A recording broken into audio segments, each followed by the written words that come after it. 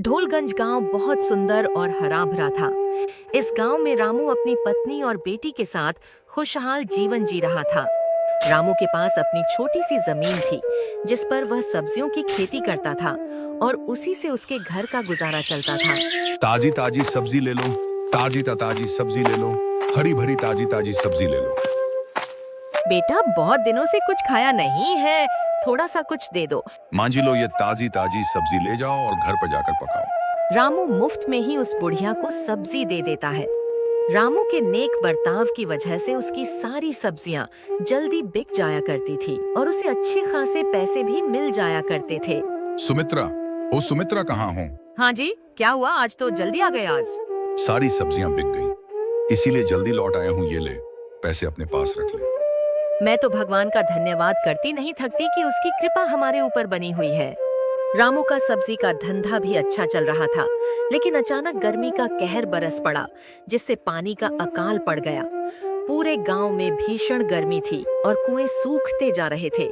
गर्मी से परेशान रामू अपनी पत्नी से कहता है, सुमित्रा, एक गिलास पानी तो पिलाना, गर्मी से हाल बुरा हो रहा है। पानी कहाँ से लाऊं जी, घर में तो एक बूंद भी पानी नहीं है और गोपाल काका के कुएं पर भी बहुत भीड़ है। मैं मोहन काका के कुएं से पानी भरकर लाता हूँ, जरा मटकी तो पकड़ाना। ओ मोहन काका, कहाँ हो? क्या हुआ रामू, क्यों इतना शोर मचा रहे हो? काका, पानी लेने आया हूँ कुएं से, गर्मी से हाल बुरा है और पानी तो जैसे खजाना बन चुका है। हमारे गांव के सब लोग गोपाल काका के कुएं पर टूट पड़े हैं। मुझे तो कुछ समझ नहीं आ रहा है। इस भीषण गर्मी में अगर पानी नहीं रहा तो हमारा क्या हाल होगा? कलयुग है, घोर कलयुग। जब दिन बुरे हो तो हर तरफ से नुकसान ही नुकसान होता है। अच्छा काका, मैं थोड़ा सा पानी ले लेता हूँ। हाँ, ले ले रामू। पानी की मटकी भरकर घर लौटता है। रामू खुद भी पानी पीता है और सुमित्रा को भी देता है। ठंडा पानी पीकर सुमित्रा बहुत खुश हो जाती है। पानी पीकर तो लग रहा है जैसे मेरी जान में जान आ गई हो।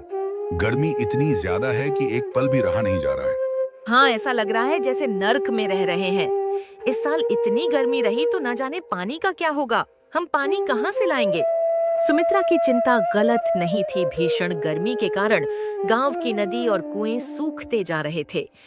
सूरज का कहर जमीन वालों पर बढ़ता जा रहा था और साथ ही पानी भी खत्म होता जा रहा था। रामू अपनी जमीन के लिए मोहनलाल के कुएं से पानी भरने आता है। मोहन काका, ओ मोहन काका, कहाँ हो? रामू की आवाज देने पर मोहनलाल चले आता है। रामू, मुझे तुमसे जरूरी बात करनी है। जी काका, कहिए, मैं सुन रहा हूँ। देखो रामू, बुरा मत मानना। मैं जो कह रहा हूँ हो सकता है तुम्हें अच्छा ना लगे। क्या बात है काका? खुलकर कहिए, मुझे क्यों बुरा लगेगा? रामू, इस भीषण गर्मी में मानो सूरज देवता अपना सारा गुस्सा जमीन पर उतार रहे हैं और पानी की कमी भी अलग हो रही है। गर्मी के कारण गांव के सारे कुएं सूख चुके हैं। गोपाल का कुआं तो पूरी तरह सूख गया है। मुझे लगता है मेरा कुआं भी सूखने लगा है। अब मैं तुम्हें अपने कुएं से पानी नहीं दे पाऊंगा। अगर मैंने तुम्हें पानी दे दिया तो मेरे खुद के लिए मुसीबत हो जाएगी, इसीलिए मुझे माफ कर देना। मोहनलाल की यह बात सुनकर रामू अचानक से परेशान हो जाता है। मगर काका, मैं अपने खेत के लिए पानी कहाँ से लाऊंगा? मेरा तो सारा धंधा बैठ जाएगा और अगर मैंने तुम्हें पानी दिया तो मेरे कुएं का पानी भी तो खत्म हो जाएगा। मोहनलाल की बात सुनकर रामू बुरी तरह से परेशान हो जाता है। वह यह दुखद खबर अपनी पत्नी को सुनाता है। क्या हुआ जी, परेशान लग रहे हो? बात ही परेशानी की है। क्या हुआ जी, जल्दी बताइए, मेरा दिल घबरा रहा है। मोहन काका ने हमारी जमीन के लिए पानी देने से मना कर दिया है। यह कैसे हो सकता है? मैं खुद मोहन काका से बात करूंगी।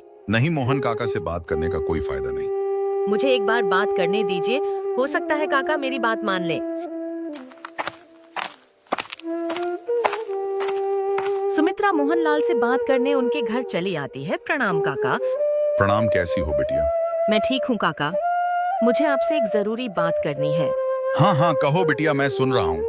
काका, मैं जानती हूँ कि गर्मी के कारण सभी के कुएं सूख रहे हैं, मगर काका आपके कुएं में तो अभी भी काफी पानी है। अगर आप हमेशा की तरह हमारी जमीन के लिए पानी दे देंगे तो आपका भला होगा। इसे सुमित्रा बिटिया, मैंने कभी भी रामू को पानी देने से इनकार नहीं किया है, मगर मैं मजबूर हूँ। भीषण गर्मी के कारण गांव के जल स्रोत और कुएं सूख चुके हैं। मुझे डर है कि कहीं मेरा भी कुआं न सूख जाए, इसीलिए इस बार मैं तुम्हारी कोई मदद नहीं कर सकता। मोहनलाल सुमित्रा को भी निराश लौटा देता है। सुमित्रा वापस रामू के पास आती है। सुमित्रा गर्मी से बुरी तरह परेशान हो रही होती है। मोहन काका ने मुझे भी मना कर दिया है। तो अब हम क्या करेंगे? हमारी कमाई का एकमात्र सहारा तो सिर्फ हमारी खेती ही है। अगर इस साल हम बीज नहीं बोएंगे तो हमारा गुजारा कैसे होगा? आप परेशान मत होइए जी, हम अपनी जमीन पर अपना खुद का कुआं खोद देंगे ताकि हमें आगे भी पानी की कमी ना हो। तुम्हारा यह विचार तो बहुत अच्छा है। रामू और उसकी पत्नी अपने खेत में कुआं खोदने लगते हैं।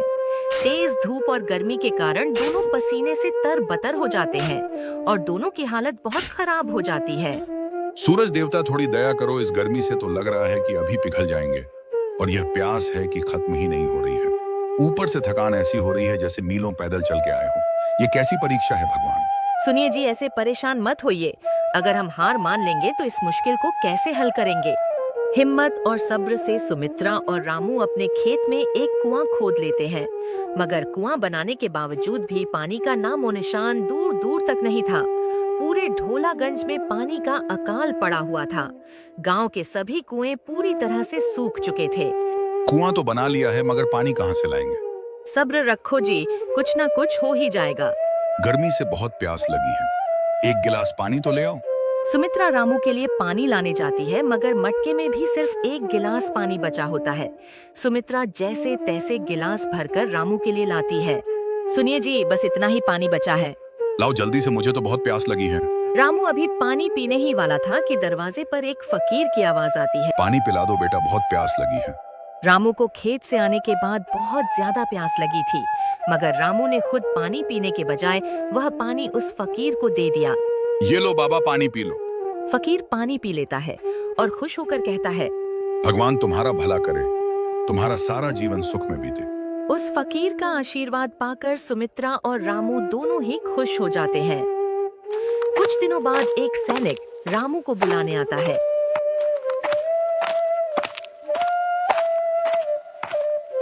हाँ, मैं ही रामलाल हूँ, बोलो क्या काम है?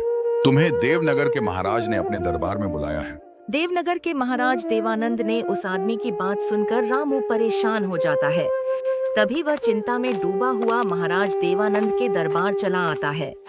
महाराज, मैं आपकी क्या सेवा कर सकता हूँ? हमने तुम्हें यहाँ अपनी सेवा के लिए नहीं बल्कि भेंट देने के लिए बुलाया है। राजा की बात सुनकर रामू हैरान हो जाता है। लेकिन महाराज, मैं तो एक साधारण इंसान हूँ। मैंने ऐसा कोई कार्य नहीं किया है जिसके बदले में मुझे भेंट मिले। तुमने अपनी प्यास छोड़कर एक प्यासे को पानी पिलाया था। उस दिन तुम्हारे घर जो फकीर आया था वो और कोई नहीं बल्कि हम स्वयं थे। हम अपने राज्य के लोगों का हाल जानने के लिए भेष बदल कर आए थे। तुम्हारी नेक दिली और दरिया दिली ने हमें बहुत प्रसन्न किया।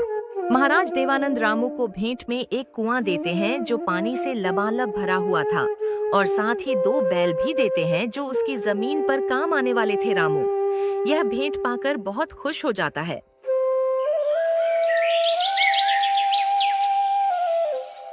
सुमित्रा, गजब हो गया। क्यों, क्या हुआ जी? सुमित्रा, उस दिन जिसे हमने फकीर समझकर पानी पिलाया था वो कोई और नहीं बल्कि हमारे राज्य के महाराज देवानंद थे। उन्होंने हमारी भलाई देखकर हमें एक कुआं और 2 बैल भेंट में दिए हैं। यह तो बहुत खुशी की बात है। रामू और सुमित्रा के भेंट में मिले कुएं का पानी पूरे गांव वालों के काम आ रहा था। गर्मी के कारण मोहनलाल के कुएं का भी पानी खत्म हो चुका था। मोहनलाल शर्मिंदा होकर सिर झुकाए रामू के पास आता है।